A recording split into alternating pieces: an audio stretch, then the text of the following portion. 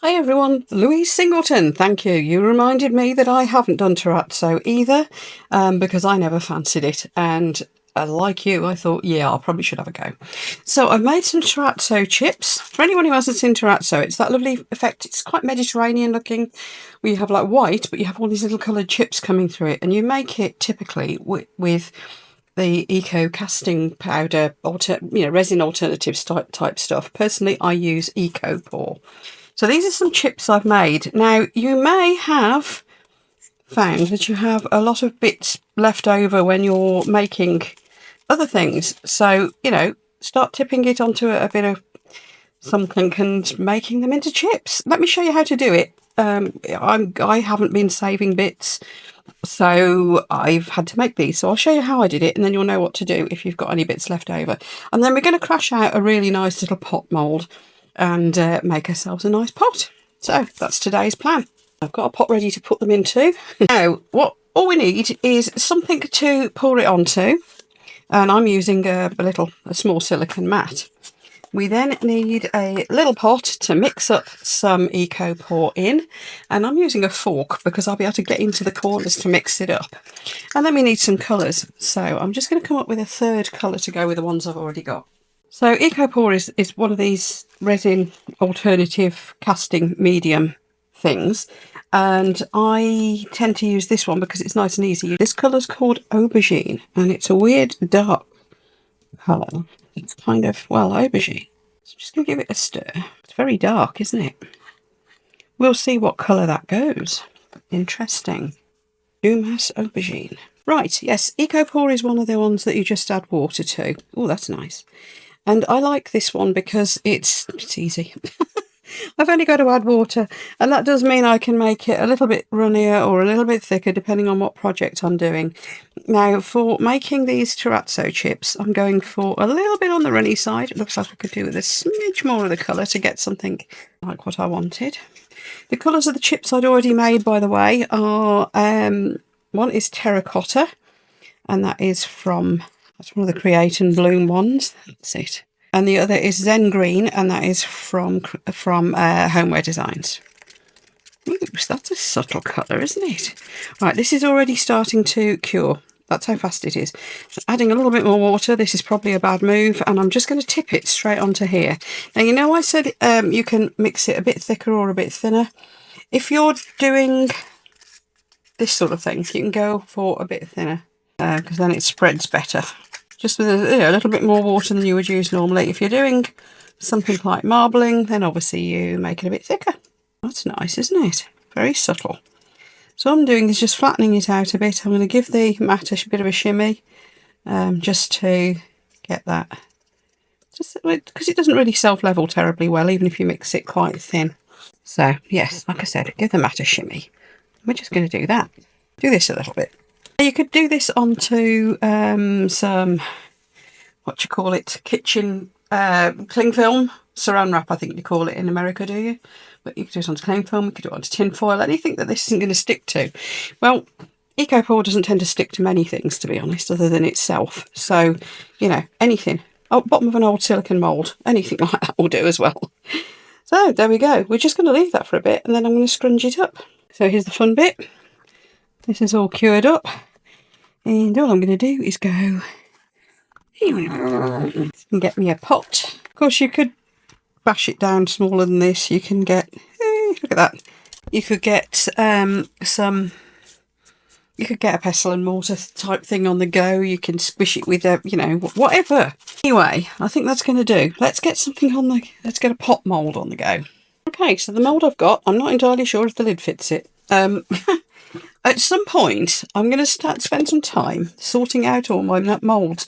I've got so many of these lovely pots and things from Boo and Nicole. I've lost track of which lids go with which pots and which frames go with them and so on. Anyway, this is one of their earlier pot moulds. Nowadays, the shell part is magnetic. Now, there's a reason I'm using the shell.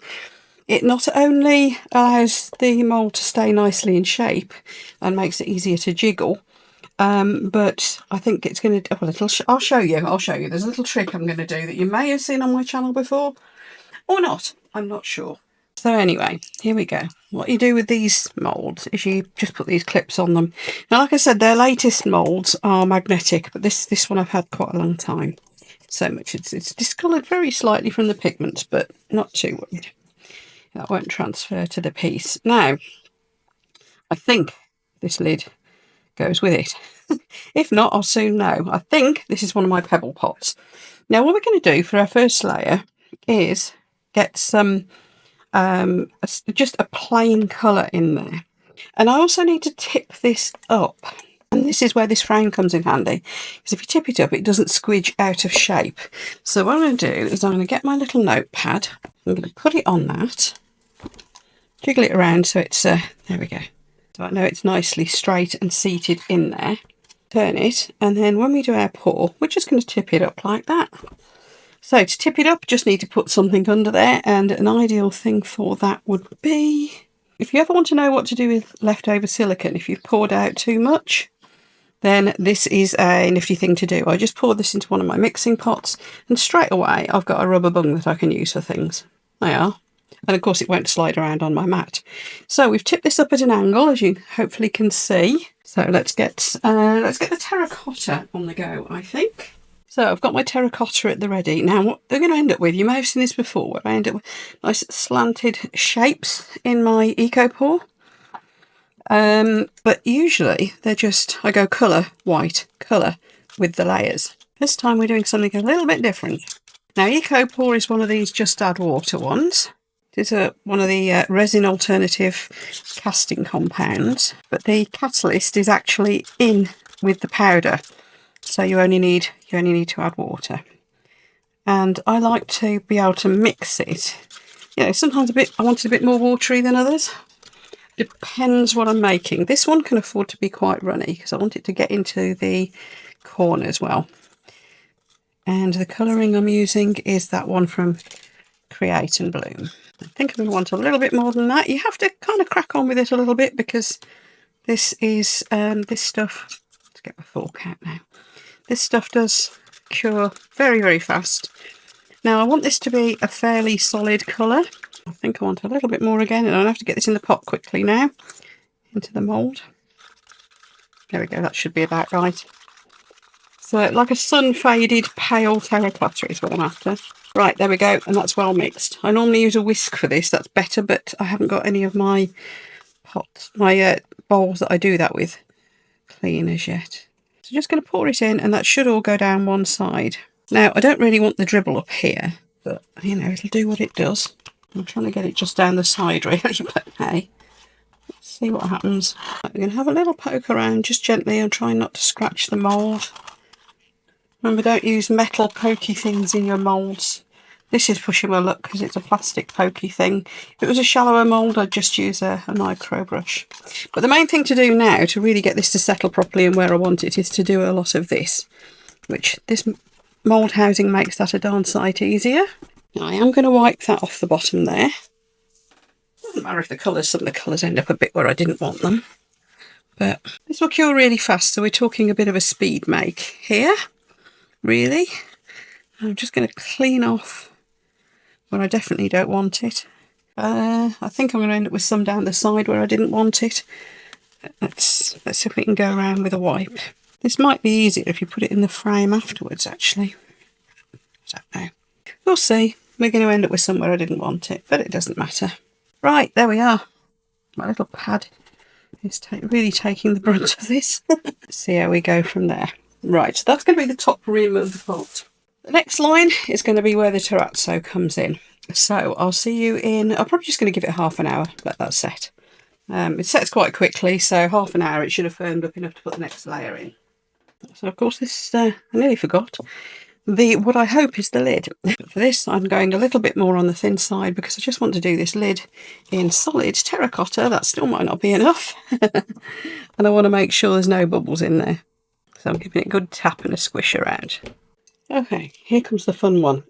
Now, I've never mixed up a terrazzo mix before. So, and this time I'm going to want this tipped the other way.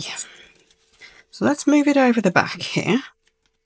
I'm going to put my bung under it again so it's tipped in this direction. Now, I think what I'm going to do is mix up the powder first, then chuck the chips in. I think you do it, oops, I think you do it that way around. Just trying to remember what I've just seen Louise Singleton do. Now, I want the chips to be quite chunky, but some of these are a bit too chunky. I'm not going to bash them and break them down really fine, though. I think I do want them still a bit chunky. So we're going to have some of these. That is the terracotta again. And then we've got this, which is going to be the colours I'll use last in this. I don't know if I'm going to use those purple ones that I made. I really don't. Probably not. We'll save them for something else. Right, let's mix it up. I would prefer to be doing this in a bowl with a whisk, but hey. And I don't know how much of this I'm going to actually need either. Because, of course, in mixing a load of... And I'm mixing it quite runny as well, because this will absorb water as well. And also the... Yeah, it's going to bulk it up too, isn't it? So, I don't know how much to put in. I'm going to keep a bit back. I've got to put the green in yet as well, haven't I? Oh, there you go. I think I've got a bit less of the green. It's interesting. I really don't know how much to put. I'll put all of it in now. So let's have a bit more of the terracotta. Right, I'm just going to chuck this in and see what happens now. I'm hoping I'm going to end up with a nice speckly layer. Now, of course, I'm going to have to sand this. I don't typically need to sand my eco makes, but this time I will have to get this Terrazzo effect to work. Now, of course, because this is quite chunky the way I've made this up, I'm going to have to push it down. And it's, of course, it's very likely to make bubbles as well, so we've got that to contend with. So what I might do is just make up a bit more, but really runny, and just pour that in.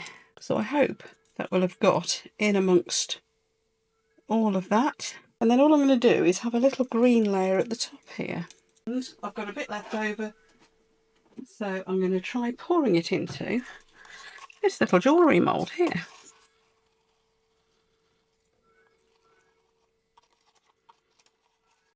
Right, I've demoulded the lid. Please, that does look like a pebble, doesn't it? I hope that is the lid for this jar. Anyway, final one. I'm going to mix up some more eco pour. Again, reasonably runny. Might need a little bit more water. Just wanting to make sure it does go down, right down into the nooks and crannies. I'm wishing I've realised watching the video back that I did earlier, I didn't really squidge in the bottom there, so I hope I haven't got any bubbles trapped. And this is Zen Green. This is the colour I made the green flakes with, so it seems to have dried itself up in the neck of the bottle, so let's do... Really? Get out. Ooh. So we're going to end up with just a small layer, which of course this now needs to go flat. So let's get all this out of the way. So we're just going to pour this in now then. Hope that's runny enough, because I messed around a lot there. It might not have been. A little bit more. There we are. Right, we're going to leave that and see what happens then. In the meantime, I did start pouring some into this mould I'd got kicking around. Look now, where did that come from? Yeah, where this came out from. We'll be laughing. Anyway, yes, I'm going to put this back in. Ah, there it is. I'm going to put this back in, complete with the splats and marks. Just because I've got a bit left over. Yeah, let's put a bit more in that. Demolding. Let's have a quick look at this, because I was chucking the extra that I'd made into here. Now what I'm going to do is leave this a while though before I sand it. Just let it firm up properly, give it some time to air. Don't know what's going to happen with that. Not a lot probably. Looks like looks like that last coat went completely underneath. Probably because I disturbed it and moved it. Anyway, it was something to do with it, wasn't it? I might try sanding it later. So, look at the mess. We're going to get this one out, and I'm going to clean up. We'll see what it looks like so far. Then, like I said, we'll let it air and we'll do some sanding and some cleaning stuff. By the look of it, I have made a mess as usual.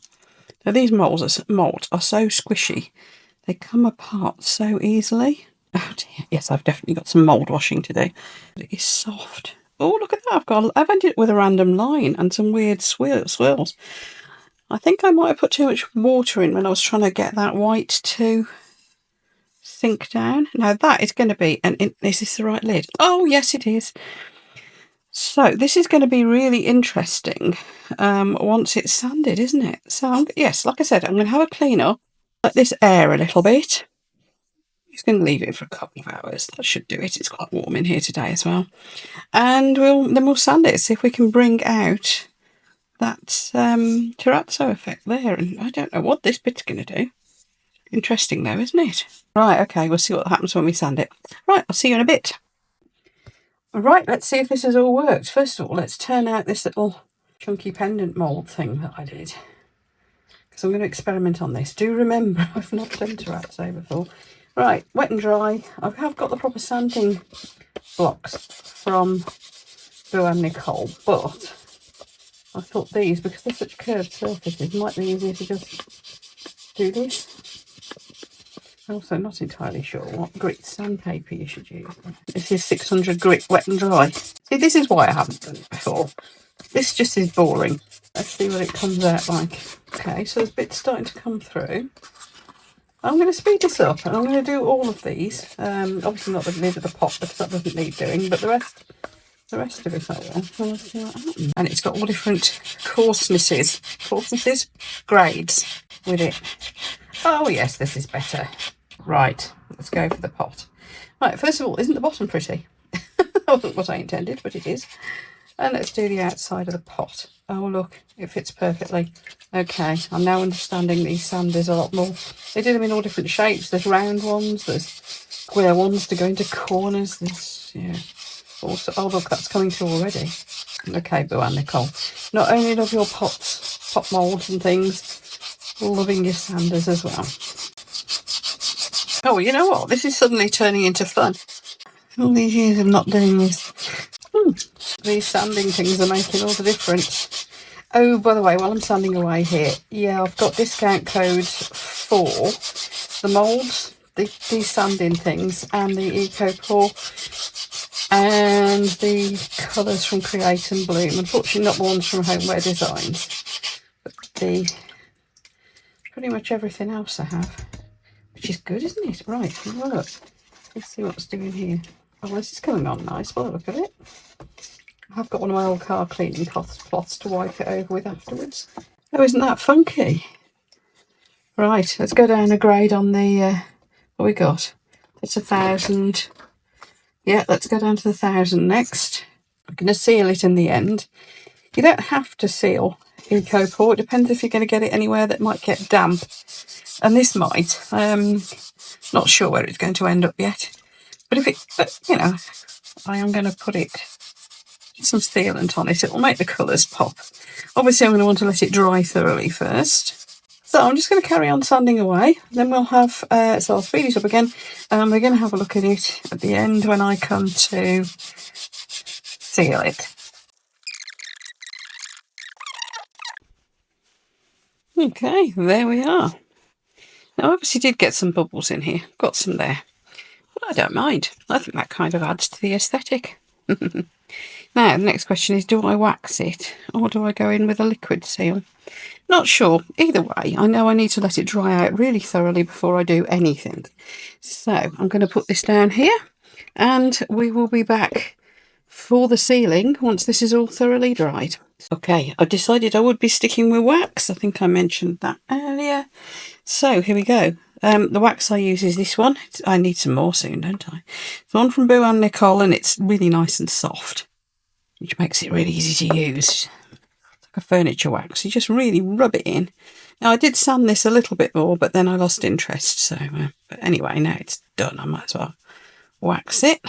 So that's what we do. We just give it a good rub and rub it into the surface. All of the surfaces. The back's all a bit strange. I overfilled it. But anyway, there we go. Don't know what I'm going to do with that, but I'll think of something.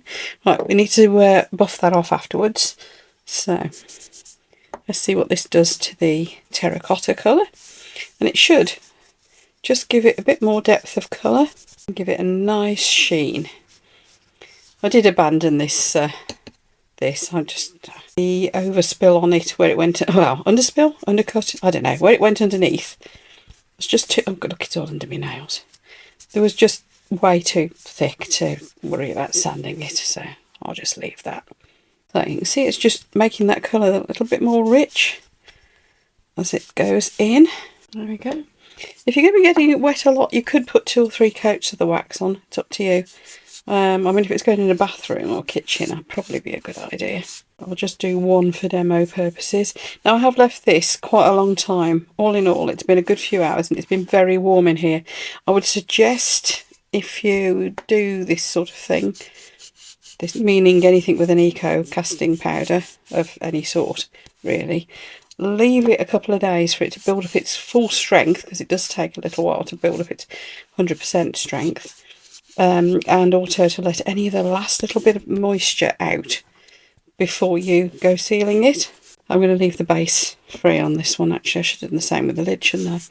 Just to let any last moisture out. But yeah, obviously for purposes of making a video, need to get on with it really, don't I? So I'll leave the bottom. I quite like, actually, I know it sounds a bit warped maybe, but I did end up with a few little bubbles. I didn't want any around here, and indeed I didn't get any, but I did end up with a few little ones around the side. But I think it makes it look almost like real terracotta, or something maybe a bit more, I don't know, organic. I do like how the inside's gone. That wasn't what I planned at all, but I do like it. That's what we do now. We put our lid back on, we put this to one side, and we get a cloth. So back out with my trusty old car cleaning cloth, and we just buff it off. And you'll see what you end up with is like a silky sheen to it. Now, depends what I'm doing. Sometimes I prefer the liquid paint on ones, but I do like these waxes. I'm going to say this one's particularly easy to use, which is good.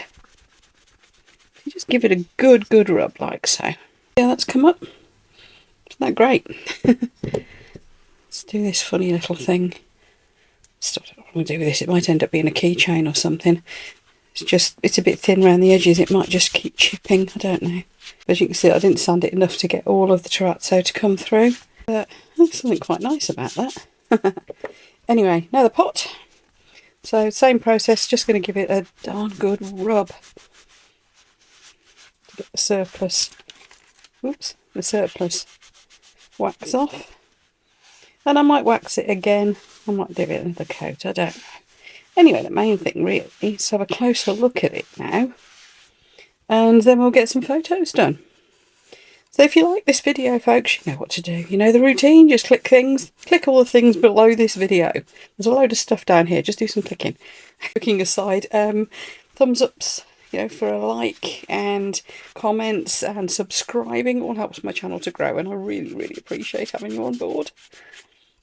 There we are. Just want to say while I'm at it, actually, thank you to all my members and to all those people who bought me a super thanks during the last, or a coffee during the last month. Really appreciate it. It's more than just the financial support. It's also the moral support, knowing, you know, it means a lot. I don't know what else to say. Anyway, there we are. Look at that. I hope you like that. I rather do. And I rather like the two colours that I carried on into the sides here. Yeah, right, let's get some photos done. And I've got some video editing to do. I'll see you for the next video. Bye, everyone.